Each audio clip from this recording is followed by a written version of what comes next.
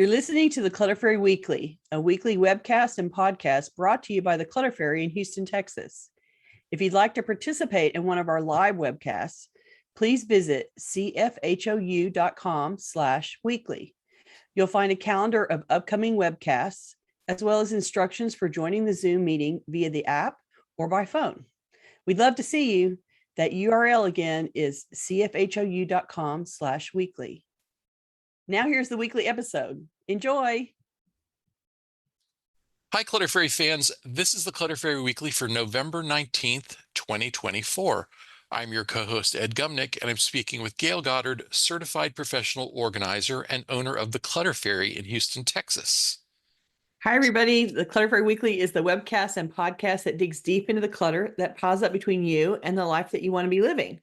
We explore the habits and behaviors that lead to clutter, and we suggest strategies to slow the accumulation, reduce the collection, and comfortably manage the stuff we decide to keep. If you're new to our Zoom meeting, we want to let you know that you can share your comments and questions via the chat, and I'll try to make sure Gayle addresses them before we move on to another topic.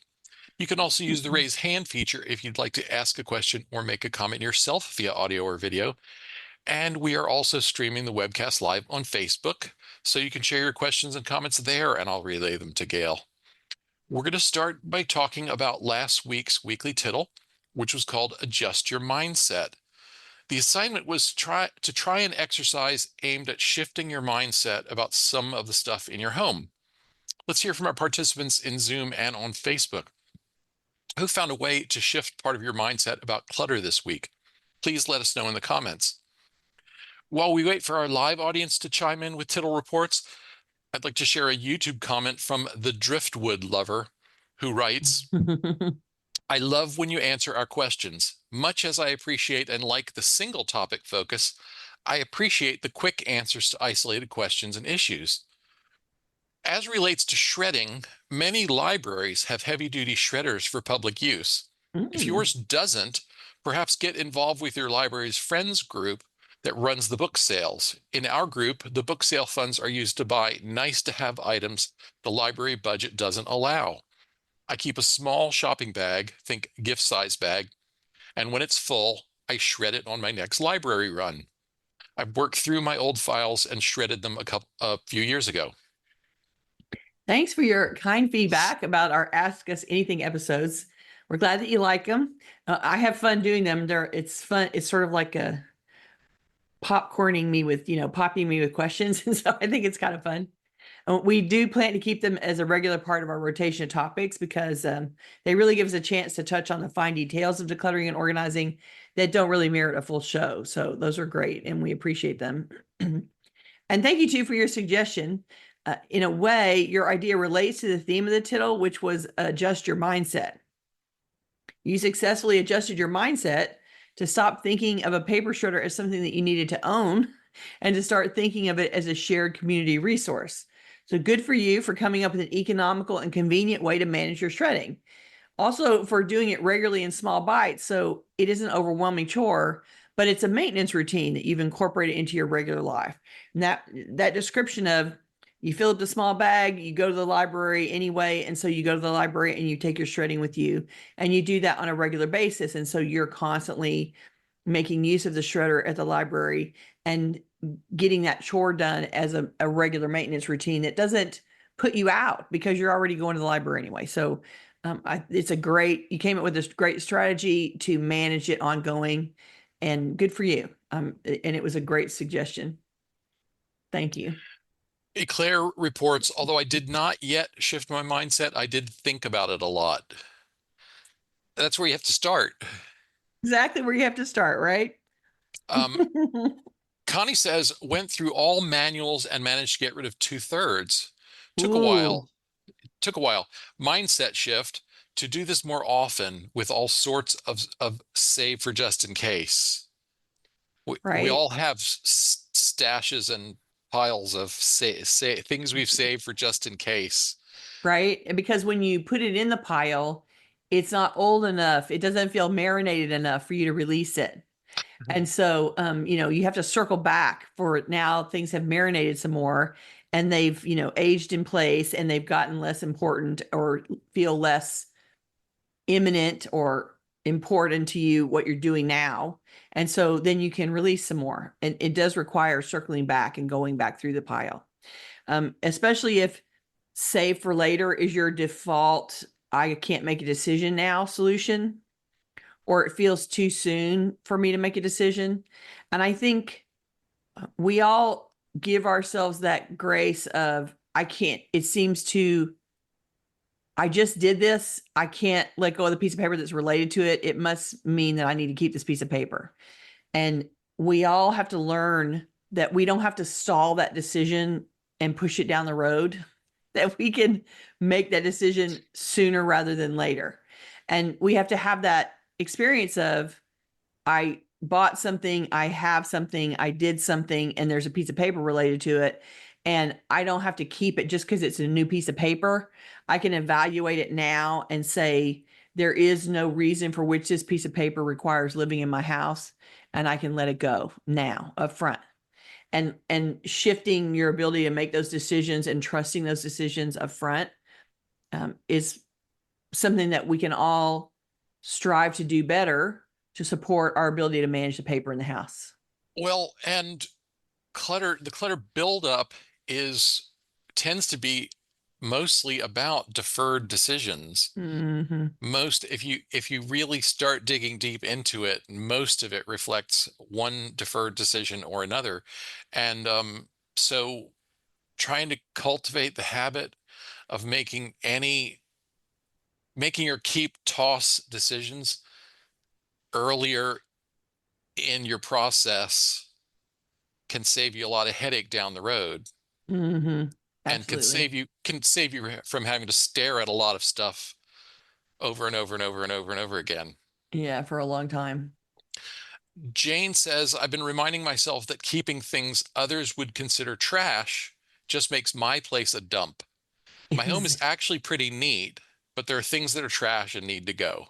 Right? Exactly. And you don't have to live in a dump. You can get rid of things so that you feel comfortable and feel like the space that you're living in is great. So good for you for recognizing it and trying to address it. And I want to say, Ed, that CJ has a hand up. And so I want to, CG. CG, I'm sorry. Go ahead, CG. Okay, well, I really had to change my mindset about this ridiculous item that I was saving. Okay. I kept saving paper bags from, I was getting Whole Foods market deliveries, Oh, and they right. and they have really nice paper bags. Yeah, And yeah, because they're trying to survive the delivery process, right? They're trying to make that successful. Right. And then they would put some of the bags like had an insulated lining, and then other bags had Yes. like a piece of cardboard with this insulated material in it. Yep. And I was putting them behind a piece of furniture, and I didn't realize how many of them I had saved. And stop laughing, Ed. And I We've heard the stashing stuff behind a piece of furniture trick Story before. before. Yeah, yeah, yeah. exactly. We may have even done it ourselves. And I had saved probably about 25 or 30 bags when I looked Oh at my goodness. Wow. Yeah. and then I had some sitting around my studio apartment, by the way. Oh my And goodness. Yeah. and I decided I needed to get rid of them. And I was just shocked at how many I had. And I live in a high rise, and I took those 25 to 30 bags and I threw them in the dumpster, all of them except two, because I said I really had to change the way I think about it, because I said, next week, you're going to get another 3 or 4 bags. The supply And is not cutting off, right? Yeah. exactly. It's a never ending supply as I get deliveries. And I just had to get rid of them and really change the way I think about these, even though they're really nice bags. And I feel dysfunctional because I want to save these things. I just, I don't know. I got rid of them though.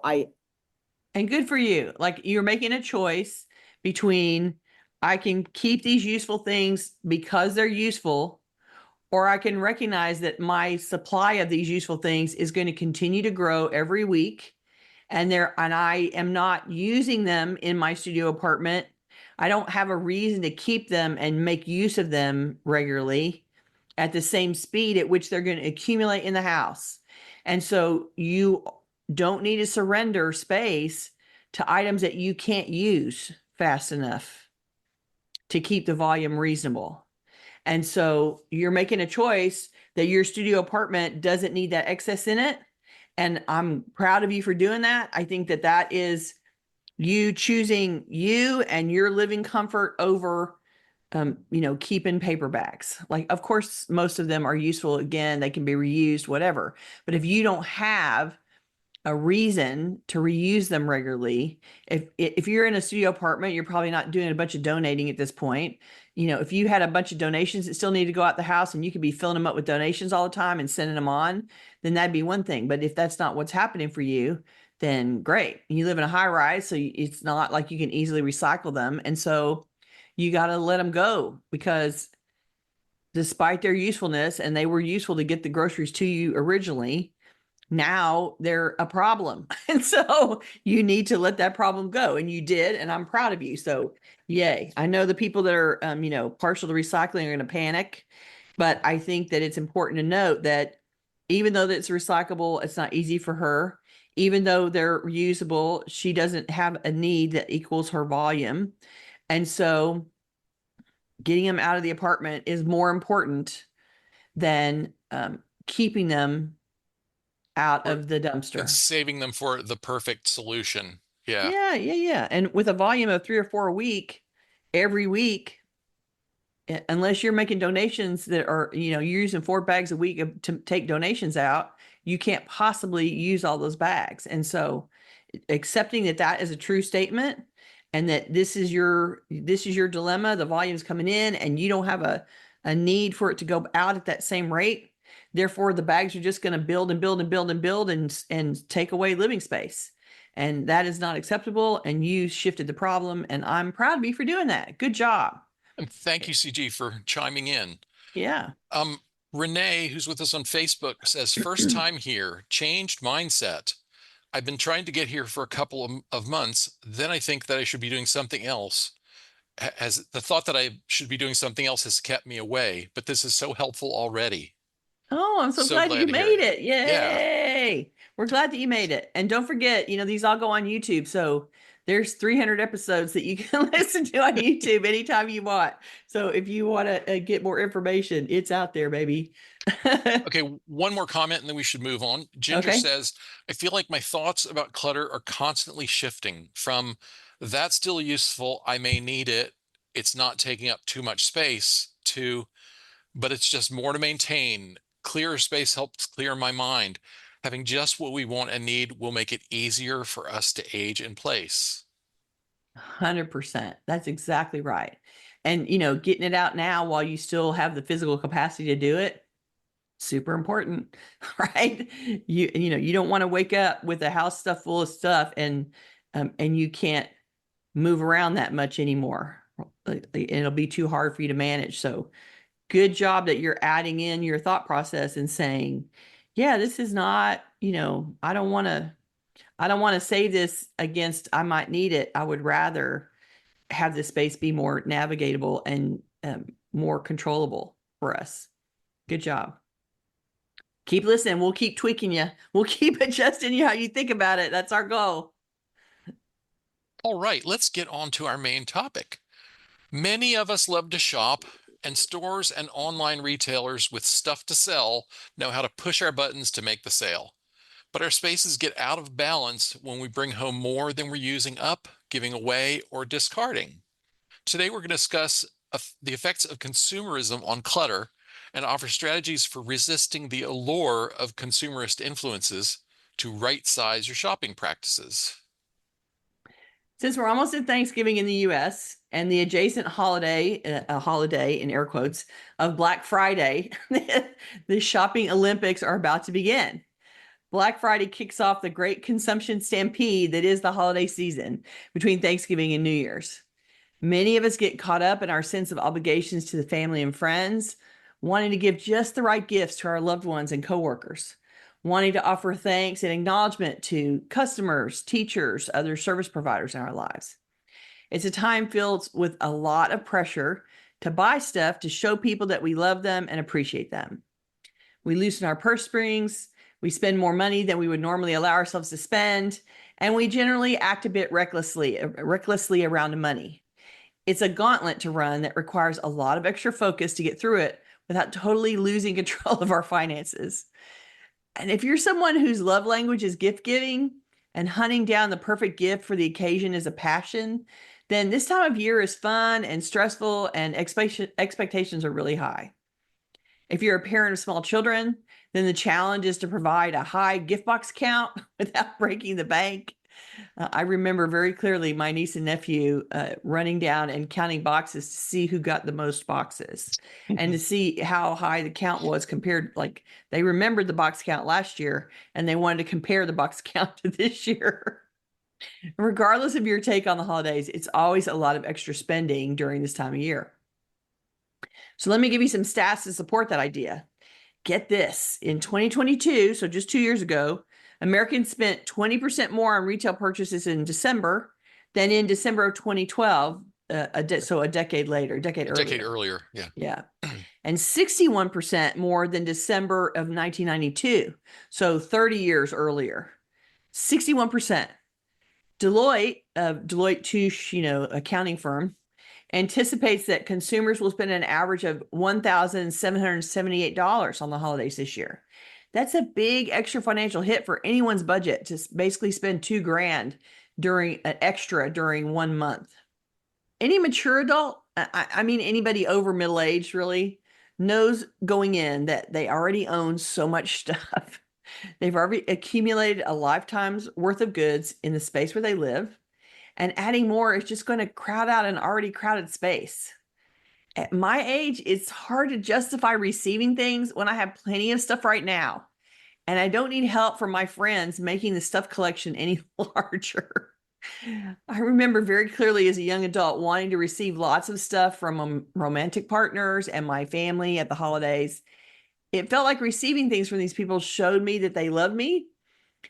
But nowadays I see it differently. I prefer someone to tell me how they feel about me than show me with stuff. I would rather talk with someone and spend time with them than have them present me with gifts. Understanding someone, feeling close to them through a shared lifetime or many conversations is much more valuable to me now. I know not everyone feels the same as I do. Others have all kinds of reasons that they want their loved ones to give them stuff. There's no judgment here about that. I'm just talking about the scale of what is given away and received by someone. If you already have a house full of items collected over your lifetime, whether you're 20 or 60, you can choose to slow the accumulation of what's coming to you and what is going out from you to others.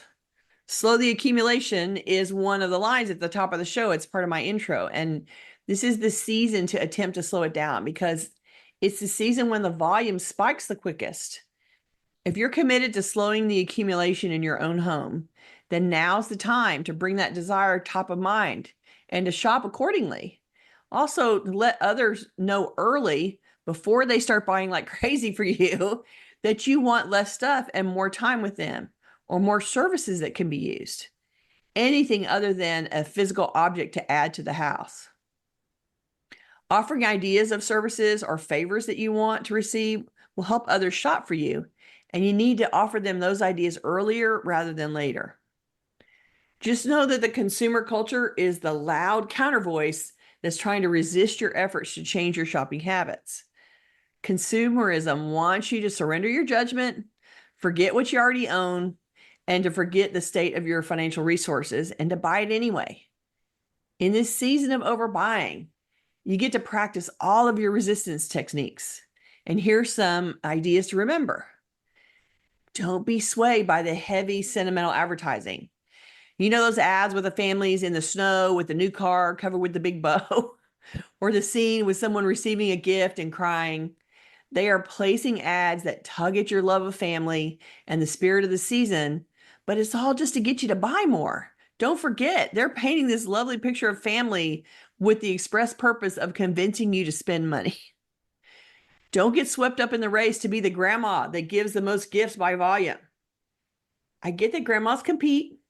Mom's mom and dad's mom are trying to be the favorite grandma, and they buy things to get to the top. But that's a fleeting win. And it's better to spend your grandma time investing in the relationship with your grandkids by spending time with them and supporting them than just buying stuff for them. Express your feelings with gifts that are thoughtful and consumable if possible. It might take more consideration, but buying something that will be used up limits the impact of your gift on the household, which is the biggest and most important part. Consider a way to buy services for others. What about paying for a maid service for a day? Or send someone a driver? Like, does somebody need help paying for an Uber driver so that they can go shopping, they can go visit, they can go to the appointment, they can go get their hair done, whatever? Do they need help driving? And, if you're working for a living, you don't have time to drive, but you can pay for an Uber driver to pick them up. What about a handyman to do some minor repairs and moving and lifting around the house? You could fund that handyman for them as a gift. Buy movie tickets or game tickets or concert tickets. Pay for yard service for the year. Get creative about what chores you can take off their shoulders with the gift of a person's services.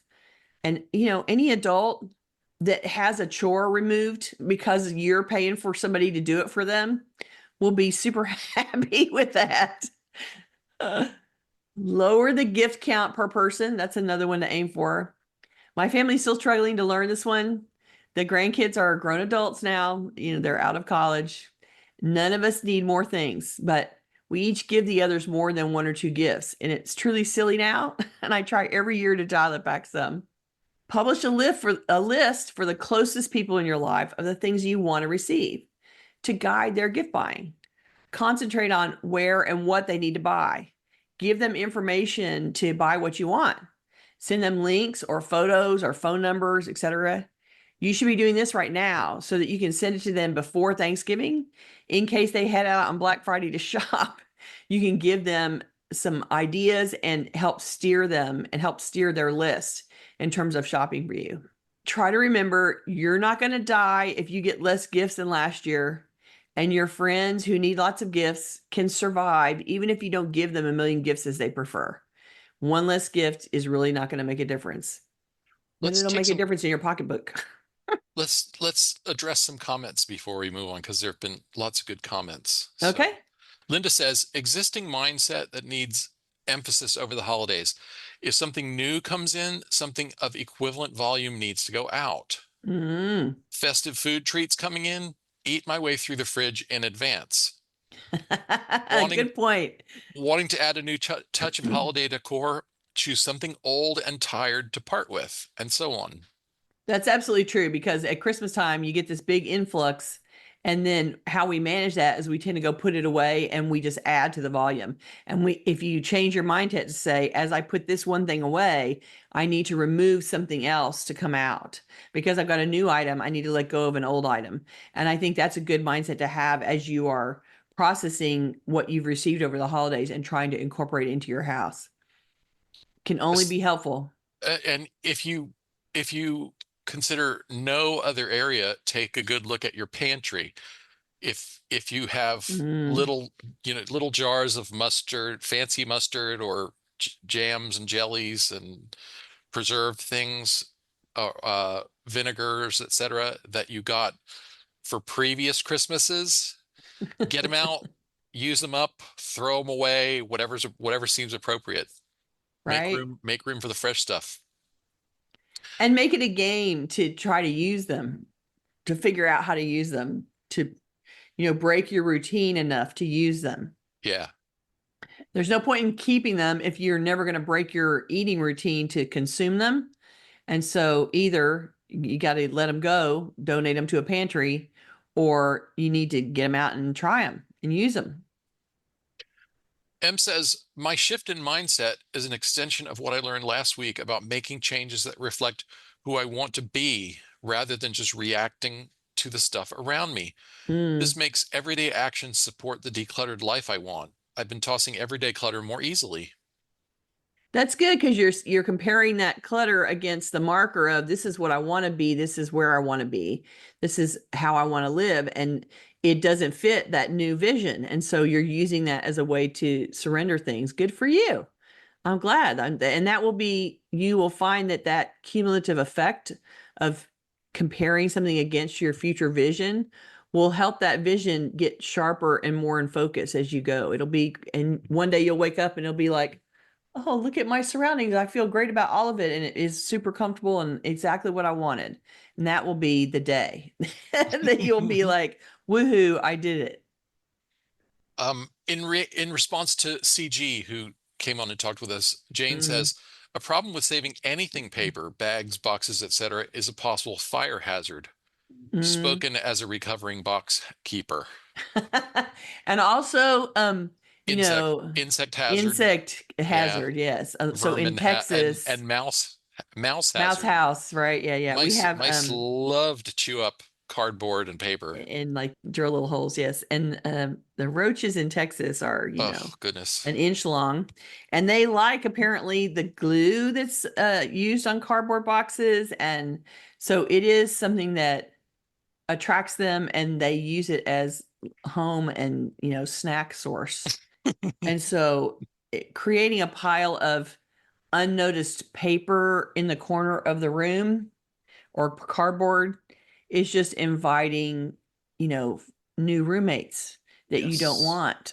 So think of it that way too. Like that's in it in service to maintaining the a healthy environment for you to live in, that you don't have paper or cardboard that accumulates dust and attracts insects that then, you know, have waste product that stays in the house and then exacerbates breathing. So you don't want that. So get it out.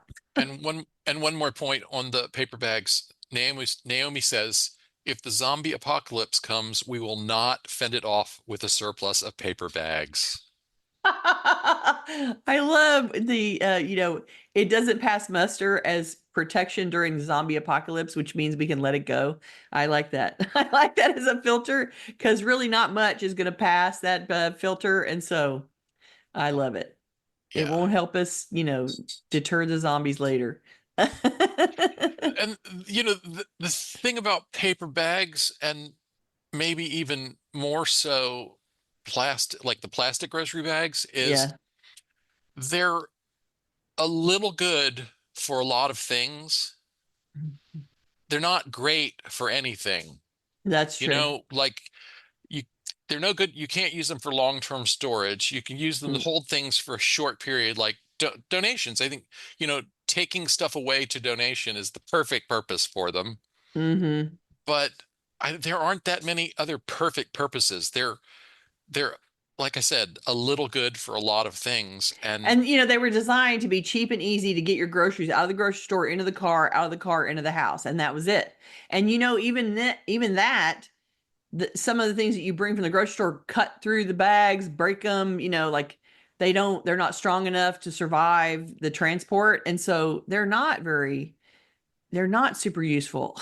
yeah, And so exactly, like it's use them to take donations out because the bag size is small, which means that you're not filling it up to be too heavy. And it's easier to put, you know, 10 small bags into the car than one big bag, right? And so doing that and then getting stuff out of the house that way is a great way to use it. But you're still not going to donate at the same volume that those come in. So, and if you can substitute, somebody saying I use paper grocery bags, if you can substitute paper grocery bags, then those can come in and then go in recycling. They're an easy thing to recycle. And so those can be paper that actually gets recycled and doesn't have to go in the landfill. Linda says, I assign a space for stuff that I'm saving. Will I generate more of this? How fast will I use it, etc.? The size of the space depends on how much of that item I use regularly, sometimes Mm, seasonal thing, and how much of it I have coming in. Once the space is full, excess goes out. It helps me to not overthink the what ifs. Works for me. And that's a great good. idea. If you will occasionally use plastic bags or carry out containers or cute little jars or fun little boxes, you use them from time to time, set aside a very small space to hold a reasonable small supply, and then let that be your cutoff. So you don't even have to make a decision when that box is full, when that space is full. You don't even have to make a decision. I can't keep anymore. Keep it simple. Right. Because, people, I see this all the time. I go into a kitchen and I open a cabinet and there's a million jars of, it used to have something in it. It was a jar, it was useful, and they saved it. They cleaned it, they Right. dishwashered it, they saved it. And it's like, so I get it that a jar is reusable and you clearly are not using in the same volume that you're accumulating. And so Right. we come up with a plan to keep the jars because they're still useful to hold leftovers or whatever, but then we don't consume those jars in this at the same speed that we accumulate them. So our default answer is it's a jar, I'll add it to my collection. But then there's no turning that collection back around. It never comes back out. And so, yeah, I end up going, you're not using them clearly because there's 45 in here and we need to recycle those. Those need to be go back in recycling. And so it is something that I clear out of people's kitchens a lot. The idea that this was a jar and it's still perfectly useful, except you have no use. There, you can't even begin to use as many jars as you're actually consuming on the front end. And so sending those off to recycle is the next collection, the Okay. next location for the collection. Now let me share some comments on the consumerism topic. Okay. CJ says, my husband reminded me that all of the best deals are actually the first few weeks in November.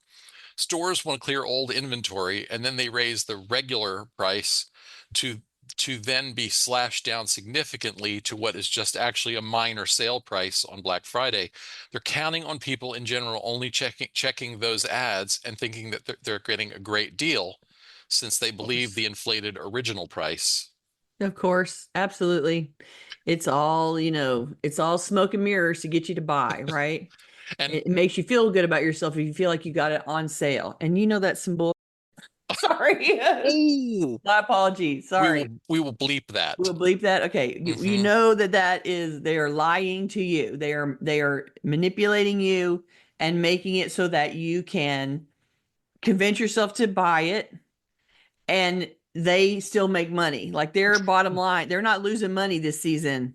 They are not. And so whatever they're doing behind the scenes isn't really helping you. It's helping them. 100%. Rowan offered this great reminder. Everything we're talking about today also applies to after Christmas sales. Oh gosh, yes. Yes, that's the tail end, right? You do Black Friday after Thanksgiving, and then you do after Christmas sales after Christmas, and everybody runs around, to try to get the sale deal at the end. And I remember very clearly my grandmother, my dad's mother, would go out on Black Friday like a trooper. She would get up early, she would hit the road, she would go and Black Friday, and then she would go out for after Christmas sales too. And it was, to me, it was just like, why are you doing that? For her, it meant something to her. That's how she spent her time. But after a big holiday where a bunch of stuff comes to you, what could you possibly need to add from an after Christmas sale? Like, what on earth do you think that you have a need for, unless you're just super disappointed that you didn't get something that you thought you were going to get? But do you really need it? Like, an after Christmas sale is, how do we make money on the back end from the inventory that didn't sell and close our year with better results and convince people, even though they just spent a bunch of money before the holiday, to keep shopping after the holiday.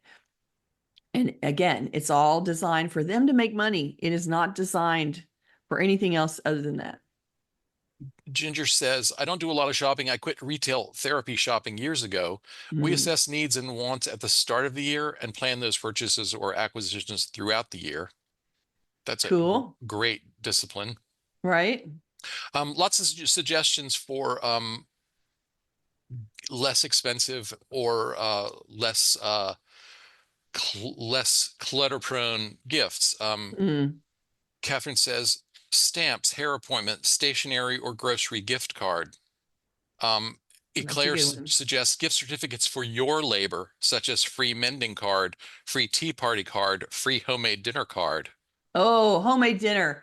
Right? I Oh my would gosh. redeem that every time. Gail would be happy to get 52 gift certificates for a homemade dinner Right? for the 100%. holidays. That would make me so happy. You have no idea. I just am so bad about the whole concept of cooking. I just don't get it. I don't like doing it. And anybody that wants to cook for me, I'm super happy to receive it. So, yeah. And somebody that is struggling to shop and struggling to make those trips and to spend a bunch of time in the kitchen physically would be so happy to have frozen dinners in the freezer made by somebody that they can heat up and eat. And wow, what a great idea. M says, I have felt disappointment at Christmas time from getting calls from someone telling me to go look on my porch. The call being made as their car has just pulled out of my driveway. I appreciate the package, but would much rather have had a visit from them. I know, right? Meaning, they just dropped the They gift and dropped the thing and run. ran. Yeah. Yeah. And that's probably because they're out doing their delivery run, and so they have 6 more stops to make, and they already realize Yeah. how much time they're going to spend driving around. They're behind. Yeah, but yeah, it But the would be point not. is well taken. Like you would Yeah, rather have the company and the time. And yeah, so asking for somebody, that's partially on us to ask to get our needs met, right? Like, hi, I would like to schedule a time when you can come and we can meet for lunch and talk for an hour. Like that would be so important to me. I'd love to see your face. I would love to spend an hour with you. Can we meet for lunch? Can we meet for dinner? Trying to do that and asking for that from somebody and say, this is my gift to you to buy you dinner, or you can give me the gift of your time, and I would be so happy to receive that. And sometimes it's just people who are younger can't imagine that you don't want a thing right. at the holidays. They can't imagine that what is way more important is spending time with somebody. Yeah, And even so even just you just even have to just a tell them that and remind them that. even just a phone call, even just a nice Yeah. phone call. You don't have to drive across town to see me. We could do a Yeah. Zoom. We could do a Zoom chat. Yeah, let's have tea over Zoom and talk to each other. Like, you don't have to drive to see me. I'm happy to talk to you face to face. Okay, longish comment from Maureen, but it's a good one. So, Okay. as someone with a gift table in my basement, I've added throughout the year fabulous gift items I buy at heavily discounted prices in the past. Had so many odds and ends left a few years ago, I brought them all to my office and had my coworkers draw numbers to select a gift. Had so many items, there were 2 rounds. Oh my goodness. Vera Bradley tote bags I got for $3, fur filled gloves for $5, air bake cookie sheets for $4. I put a bag of Nestle chocolate chips on top. The joy it gave me. I reel it back now. The cancellation of the Dillard's New Year's Day sale helped because I literally had no idea what all was there, and there was certainly no space for it after the table was full, and I moved to Rubbermaid containers for gift storage. When you Oh need my goodness. auxiliary gift storage, you're starting to Yeah. run into trouble. She says, as I've mentioned, at some point we have to get a new furnace, and unless the HVAC guy is Vasco da Gama, he wasn't getting from one side of the basement to the other. So appreciate your help in making my lower level walkable.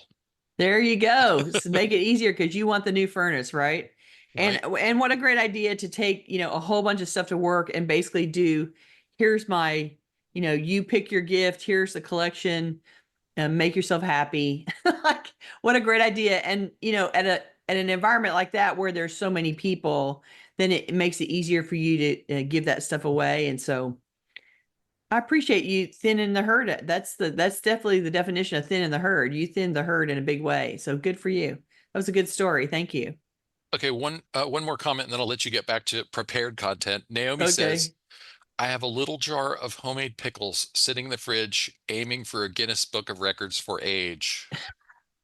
And So so at I what think point does homemade pickles become toxic to consume? I don't know, but I think, I think Naomi needs to face that there probably isn't going to be a prize associated with having there's the oldest jar of pickles in the world.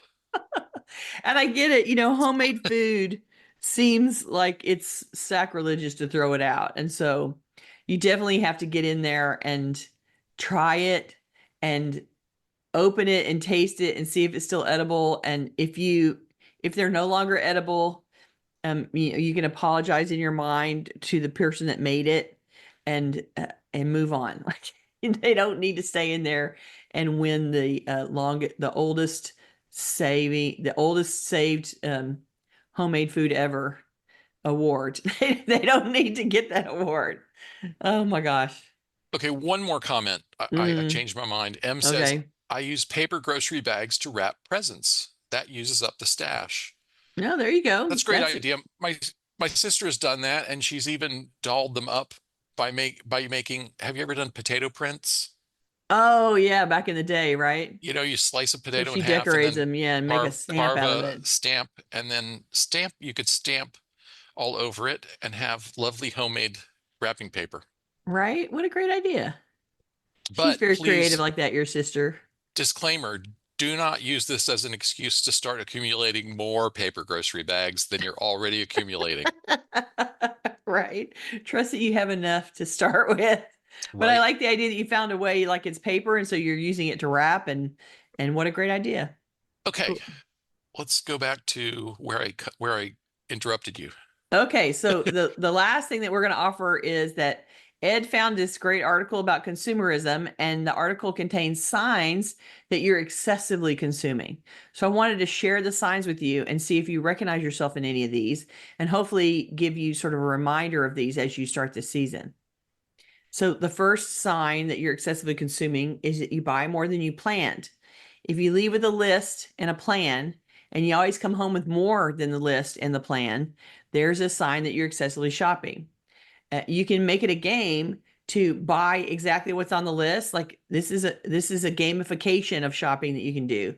If you create the list and you make it a game to get everything and scratch off the list and get 100% of what you have on the list and nothing else, that's the game. You win the game. If you come out with all the checks on the list and nothing else, then you've won the game. And so make it a game to stick to your plan instead of ignoring your plan or looking at your list and ignoring, buying other stuff instead of ignoring everything else.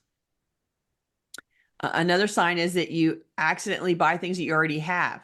So that's another sign of buying too much. If you can't remember whether you have it, if you have favorites that you buy all the time, and so you just habitually buy this jar of pickles, even though you haven't looked to see that you have 7 of those jars of pickles banked up. People get used to buying the same thing at the grocery store, and then they don't realize that, yeah, we haven't even cracked the last 7 jars of peanut butter that I bought. We don't need to buy a new jar of peanut butter. And I will tell you that one thing that I do to prevent this is I get in the store, and if I look at this item on the shelf and think, am I out of peanut butter? Do I have peanut butter? If I don't know the answer to the question, I purposefully don't buy it. Yeah. Because I want to go home and find out first. And I don't want to like, is it going to kill me if I don't have peanut butter for a week? No, it's not. So if it turns out that I really don't have peanut butter and I actually need it, then I will know when I go back to the store that it is okay for me to buy peanut butter. And if I have to survive without peanut butter for a week, my life is not going to be over. So anytime I have a question at the grocery store, I tell myself I'll wait and find out when I get home. Err on the side of not buying. Exactly. Because in the grocery store, we err on the side of, I need to make sure. I need to, I'm worried that I don't have it, therefore I must get it. No, you don't. You don't have to get it. You can just live without it for a week if you don't have it. It'll be okay. So that was one shift that I made in the grocery store for sure, was like, I don't remember, therefore I don't get to buy until I find out. Another sign that you're over consuming is that you regret purchases after the fact. Buyer's remorse is a real thing, and it's a reflection that you acted on impulse rather than planning and need and working your list. If you bought it on impulse because you succumbed to the advertisements and you have buyer's remorse on the back end, that's how you know you're not keeping control of your responses to the lure of the store, the lure of the items, the arrangements that are so beautiful in the stores to make the items look all gorgeous, and all of the advertising that's happening. You're collapsing under the pressure. So if you have buyer's remorse, recognize that you need to go in the store and stop yourself when you start feeling like, oh, look at that thing. That's super cool. No, you don't. And one of the things that you can do is if you do that while you're in a store, before you get into the checkout line, you can stop and look at the contents of your basket, whatever you're holding, and make sure that you still really need that. Like stop and purposefully think through, I picked this up on impulse because it was pretty. Do I really need this? And give yourself one more moment to consider it before you take it to the checkout line. And that way, maybe some of them, you might succumb in the moment to the pretty display, but you can let go of it before you take it out and pay for it, and see if that helps. Lastly, a sign that you're over consuming is you regularly hide your purchases. Usually because those purchases were not in the plan, they were over budget, they already exist in some form in your house, they don't represent an actual need, something you really needed to have. If you're hiding purchases, something's off about doing it, and you don't want to explain it to someone else in your household. You don't want somebody else to notice that you bought another fill in the blank, or you brought home this thing that makes absolutely no sense. So if you have things in your car that you are hiding from your spouse, people do that. They put things in the trunk and don't bring them in for a while, thinking that, they can sneak it in when the other person's not there. If you're doing that, that's number one sign that you are overbuying, that you're buying on impulse, that you're really not thinking about it. And no, there's no reason for you to sneak stuff into your house. And so if you feel like you have to sneak it into your house, you need to seriously consider why it went into the trunk to begin with, and try to pay attention. If you're in the store and you're buying something and you're thinking, I'm going to have to sneak this into the house, then you need to stop immediately and ask yourself why. Why do I need to sneak about this? What is it about this that I feel like isn't going to pass muster, and why? Yeah. And if you can't explain it to yourself, that means you can't explain it to them. That means it needs to go back. It doesn't need to come home with you. And you probably already have a script in your head of how the conversation is going to go. 100%. And so go ahead and have some respect right now for the what you're going to hear from the person who's going to be critical of this purchase. Think about it. Right. And I have a counterpoint from Naomi who Okay. says, yes, it will kill me if I don't have peanut butter for a week. All right. Well, then that means that you need to check your stash of peanut butter before you go to the grocery store, so Darn you right. can answer the question, so that when you stand in front of the peanut butter, you can go, I am out of peanut butter. I need to buy peanut butter. You need to know that definitively before you go shopping. That's what I'm saying. Ginger says, I have my husband keep the peanut butter downstairs in his den because I'm not a responsible peanut butter consumer. You put distance and barriers between you and eating the peanut butter. Awesome. Good job. While you were talking about defaulting to not buying the thing, yeah. Instead, if you're not sure the status of it, I was sitting here thinking that, well, obviously you have to make an exception for ice cream. If you're not sure whether you have any ice cream at home, you should definitely buy some. You have to have some. Yes. Except that even that's unrealistic, because I always know how much ice cream there is in the You're always house perfectly at clear. all times. Yes. Because you were just in the freezer last night getting out the ice cream, and you know perfectly well what was in there, right? That's right. Somebody says, Ed, will it kill you? What? Yes. Naomi asks, Ed, will it kill you to not have ice cream for a week? A week? Absolutely. Yeah, that is not acceptable in that household. That's yeah. Yeah, no. There's no waiting a whole week to have ice cream. That's not at my house. My house, I'm like, if I can't bring ice cream home, because then I will eat it. So yeah, the boys eat ice cream much more than I do, unfortunately. On the shopping subject, Rowan says, groceries for me are a commitment. I have to realize that I am going to have to prep it. And that's a good point. Mm. Jaime and I have worked hard to break ourselves of the habit of buying what's on our list and also, you know, X thing that could be used to make another dish. If we haven't planned it, we don't buy it, Yeah, you yeah, know? yeah.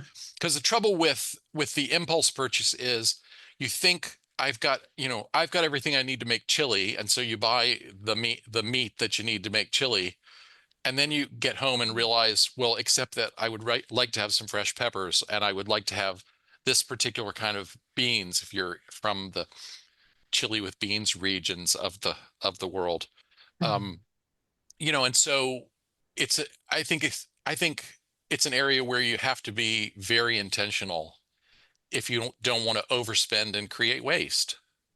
Yeah, and I think there's only so many meals that you're prepping in a week Right, unless you want to gain a whole bunch of weight. And so making sure that um, your consumable food that is potentially dying in the fridge, that you don't have more than you can actually eat in the time period that's allotted before it dies. So I find that that's a big issue for me, that I don't have more food than I can actually consume before it keels over, before it's rotten. And so it's important to think about that. You can't buy meals for, 16 meal slots when you only are going to prepare meals for 10 meal slots, right? That food right. is going to get wasted otherwise. So, yeah, it's important to pay attention to that. Jane says, I sometimes take pictures of things that I see and don't need as I'm shopping. If they weren't on the list and they don't come back to mind before I leave, I don't need them. There you go. You were just momentarily swayed by the advertising, the display, whatever happens. But if you take a picture, you're sort of consuming it. I'm doing that air quotes. By taking the picture, it's a little bit like buying it almost. And you can, take the picture and walk around and think about it without putting it in the cart, which saves you from filtering it back out of the cart at the checkout counter if you don't want to. Like, you don't have to, you can think about it with the photo easier than you can think about it within the cart. And so good Well, for you to make it harder to go track it down. and and the photo can serve as a reminder for later when you're at home, not under pressure. You're not, in the Mm, store, there's the feeling of, well, I'm here standing in front of it. I better grab it and put it in my cart. There's that immediacy and this yeah. sort of sense of I got to get it while I'm here. If you take the photo, then later on at home, you can say, oh, no, I didn't really need that. Or, yeah, I would like to have that. Put it on a list for next time. Yeah, it needs to go on the list, right? Yeah. Yeah, yeah. Terry says, need to apply all of this to online shopping also. 100%. Lots of online sales coming up, especially the part where you look at things in your cart and ask if you really need it before you check out. Yes. And let me just tell you, I have noticed a huge uptick in emails from Amazon.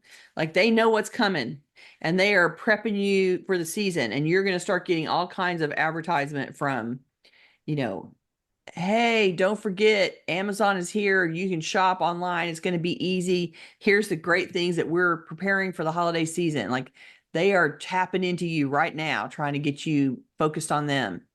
And so just know that online desperation of buy from us, buy from us, buy from us is going to start happening. And you need to be steeled against it because they're going to pull out all the stops to try to convince you to come shopping. So, So no. we mentioned Buy Nothing Day, but we didn't really talk about Buy Nothing Day, which is Did we mention that today? we mentioned it in the title of the episode. Oh, gotcha. Okay. All Yeah. right. And so, I'm going to throw it out there as, another thing for our audience to consider. You can use that day after Thanksgiving, or in some places they observe Buy Nothing Day on the Saturday, uh, you know, the, After after Thanksgiving. Yeah. Thanksgiving. Yeah. Yeah. You can use it as your time to step away from consumerist culture and just, make a concerted effort for a day or a few days or the whole holiday season not to add Well, to right. Or, not to add to the to madness. plan some of that time spent with people that you're looking to get, right? Like Right. plan a lunch, plan a visit, plan a hangout with somebody that you want to spend time with. Instead of buying something and going shopping, go and sit in their living room and have a chat. Yeah. And, that's a great interruption of shopping by interacting with people instead. What a better idea. All right, we are just about out of time, so I want to let everyone know that we will be back next week. We're that is Tuesday, November 26th at the usual time. We talk a lot about the emotions and feelings associated with our stuff, and since the U.S. Thanksgiving holiday is next week, we're going to spend that episode zeroing in on feelings of gratitude and how they intersect with the work of decluttering and organizing. Mm. We will have a survey this week because we want to know what you're grateful for keeping and what you're grateful for letting go of. So join us next week for Be Thankful for What You Do and Don't Have, Gratitude and Clutter. Gayle, why don't you give us the title? Okay, this week's title is Consumption Be Done About All This Stuff. It came up with a great pun. This week's assignment is to examine your home and habits for evidence of consumer clutter. Try one or all of these exercises. Scan your space for an item that you bought on the basis of unrealistic advertising, but now it's become clutter. Let that one go. Are you holding on to an oversupply of something you purchased at a dramatic sale price, like all the Clorox wipes and gloves that we all bought during COVID lockdown? Consider giving away or donating that excess. Unsubscribe from a retailer's email list. This is a perfect time to do that. Or visit catalogchoice.org to remove yourself from one or more catalog mailing lists. Identify a category of buying where you tend to overspend. Consider implementing a strict budget and a shopping list for this specific category of stuff. Prepare a holiday shopping list and then make it a game to stick to it. Resist the urge to buy just one more thing for someone on your list for whom you've already bought enough, as well as any other unplanned or impulsive purchases. They will never miss the thing you didn't buy. So go out and see what you can do about your reaction to consumerism this season and come back and tell us about it next week. If you're watching this on YouTube, we would love for you to join us live. To get notifications about upcoming events, we invite you to join the meetup group by visiting cfhou.com/meetup. You can also follow us on Facebook by visiting cfhou.com/Facebook or join our mailing list by visiting cfhou.com/subscribe.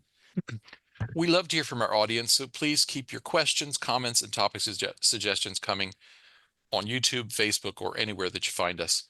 You can always reach us through our website at clutterfairyhouston.com. I just wanted to give you guys, I wanted to remind you to be aware and to be thinking about these ideas as you start this shopping gauntlet, and see if you can watch for signs of overspending, signs of succumbing to consumer pressure, and catch it before it happens or slow it down as it starts to happen. Aim for a more controlled buying season, one that's more intentional and thoughtful, and considering of your finances and the current level of the stuff in your home. Let's see if we can navigate this holiday gauntlet with better success and less burden of stuff than in previous years. We appreciate you so much coming every week. Thank you. If you are watching anything on YouTube, please subscribe to the channel. We'd appreciate it. And we will see you guys next week. Bye-bye. Bye.